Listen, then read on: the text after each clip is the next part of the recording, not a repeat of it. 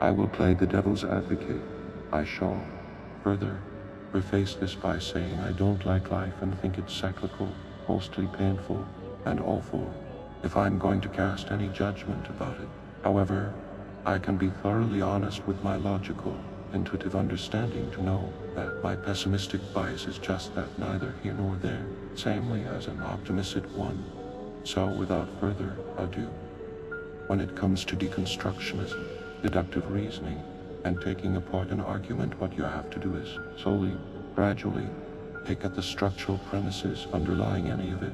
With most ethical philosophies, there usually is a posterior judgment and or faith in value, repulsive or attractive in force. And there is nothing wrong with this belief. However, it is crucial to admit this honestly, to see clearly that for what it is. So with antinatalism in particular, the judgment typically is that suffering, birth, and life is bad. In the case of suffering, calling it bad doesn't really define the experience any further. And this is where I get into the metaphysics and metacognition of everything. For instance, you cannot directly describe consciousness with a word other than through presupposition of function. The experience is nebulous, ambiguous to any direct explanation words can offer, other than as placeholders, which makes them almost useless from schema, mind-eye agented.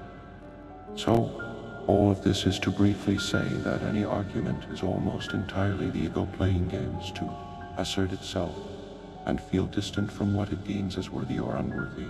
Yes, to understand thinking, you have to know how we think. Narratives and prerogatives are largely about separation of self from the present moment as a survival, mating, and legacy tool. From the present installation of heritage and culture over long periods of generations. Logic in itself is a pattern recognition device, so that it can accurately predict what's next, which can be paramount in a dire situation. And is it that if you see where I'm going with this, that pleases me, and what I'm going to say next is, there is absolutely every reason to remain open with your argument, because only the strongest will outlast this examination process, and if none do, then you don't have to worry about them anyways. I will make a note here that I am capable of arguing for antinatalist agendas by saying every practical instance of pleasure is derived from pain. This cyclical, conscious physics doesn't appear to ever lead anywhere. That being known, that creation and destruction are inherently aggressive acts. The ego, one has no desire to do them. So, if you are doing simply what you want, then procreation and massacre generally won't be a part of that. Here may be slight exceptions when euthanasia is a less painful outcome than suffering and dying naturally, but that is where it ends as far as I am aware. That you have two different ways of doing anything when it comes to push and pull, a good force and the guttural, visceral, organic flow of effortlessness, non-emotional reaction or want.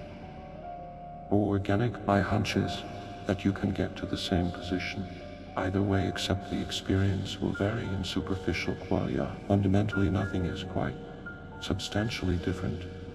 These forces both operate on repulsion to attraction, since pain is intrinsically repulsive. Emotions and somatic qualia vary no differently. Ultimately,